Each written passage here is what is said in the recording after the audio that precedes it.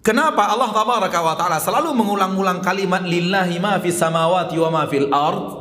Agar manusia merasa dirinya tak punya apa-apa. Ketika dia tidak merasa dirinya tidak punya apa-apa, dia akan meminta kepada yang punya segala-galanya. Tapi kalau manusia sudah memiliki sifat saya punya, dia akan merasa tak membutuhkan siapa-siapa.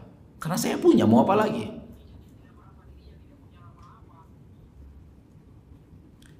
Di dalam Al-Quran surat Al-Alaq, surat Iqra, Allah tabaraka wa ta'ala berfirman, kalla innal insana layatgha ar-ra'ahu istaghna.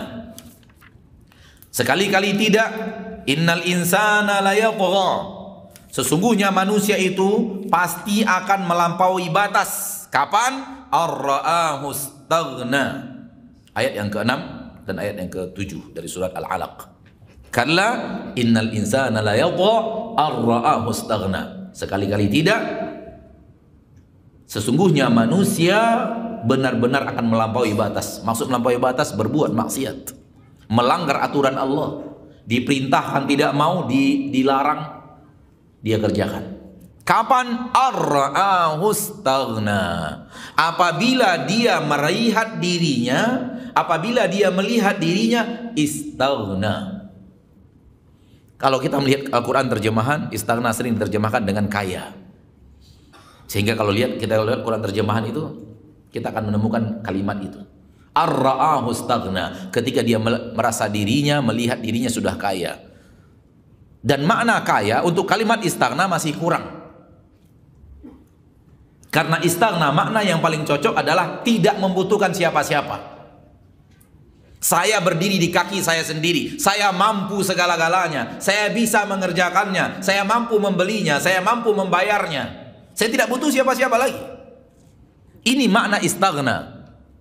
Merasa diri mampu segala-galanya dan punya kemampuan segala-galanya tanpa membutuhkan siapa-siapa. Bahkan mungkin akan lebih parah dengan mengatakan orang lain yang butuh saya, bukan saya tidak butuh orang lain. Kalau sudah begini, Allah mengatakan pasti orang yang seperti ini berkecimpung dengan aneka ragam maksiat. Ar-ra'ahu istaghna, apabila dia merasa dirinya tak butuh lagi orang yang butuh dia.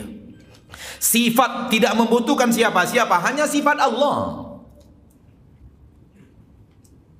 Hanya sifat Allah, ma'asyarul muslimin, yang tidak membutuhkan siapa-siapa. Dan seluruh selain dia membutuhkan dia, itu hanya sifat Allah. Itu dia makna firman Allah di dalam Al-Quran, Allahus Samad. Qul huwallahu ahad, Allahus Samad. Apa itu samadiyah? Samadiyah adalah yang tidak membutuhkan siapa-siapa, karena ia mampu melakukan segala-galanya dan segala selain dia membutuhkan dia dan tergantung kepadanya. Ini makna samadiyah. Dan itu hanya sifat Allah. Dan apabila sifat ini dimiliki oleh manusia, maka dia akan melampaui batas, berbuat maksiat. Kenapa Allah tabaraka wa ta'ala Rabbul Izzah mengulang-ulang, kamu itu nggak punya apa-apa, yang punya itu hanya Allah.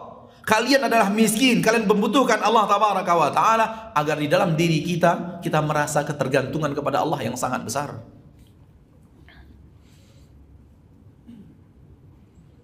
Sehingga kita selalu lujuk kembali kepada Allah, meminta kepada Allah, menengadah kepada Allah tabaraka wa ta'ala, meminta segala-galanya kepada Rabbul Izzati wal Jalalah. Ulama terdahulu, ulama salaf diriwayatkan, ketika di rumah istrinya mengatakan bahwa garam sudah habis, minta dulu kepada Allah, ya Allah berikan saya nikmat garam, lalu baru pergi mencari garam. Hadir di dalam diri mereka bahwa semuanya Allah, kalau bukan Allah yang beri, nggak bisa.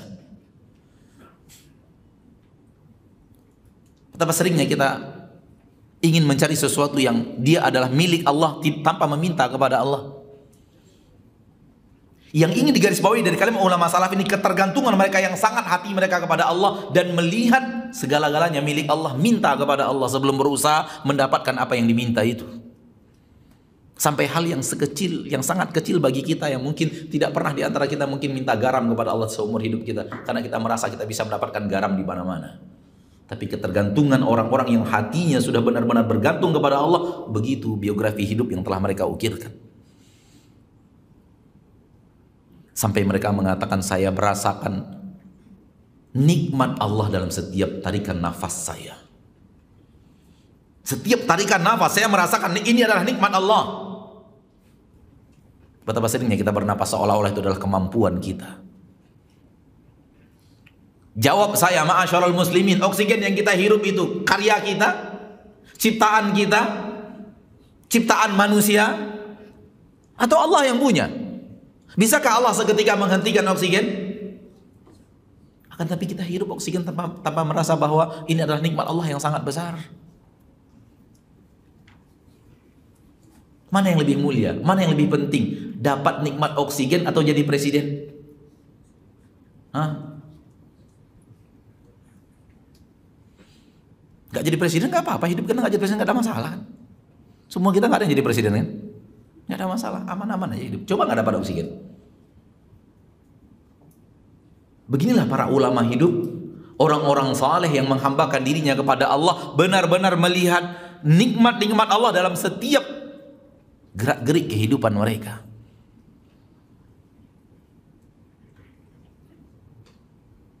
Dan kita di sini atau di mana, Allahu a'lam, ana tidak ingat, ana sampaikan perkataan Rabi' bin Khusaim ketika dia minta kepada keluarganya memasak masakan lezat, padahal dia sudah lama tidak masak masakan lezat. Lalu kemudian dia ambil masakan lezat itu, dia berikan makan orang gila. Keluarganya marah-marah. Kami kira kami masak masakan lezat untuk engkau makan, karena kau sudah lama nggak makan makanan lezat kesukaanmu itu. Justru diberikan kepada orang gila. Kata Rabi' bin Khusaim, saya ingin memberikan kebaikan kepadanya. Keluarganya mengatakan, dia tidak tahu engkau kasih makan apa. Orang gila.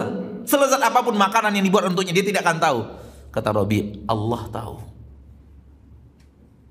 Allah melihat saya memberikan kepadanya makanan lezat.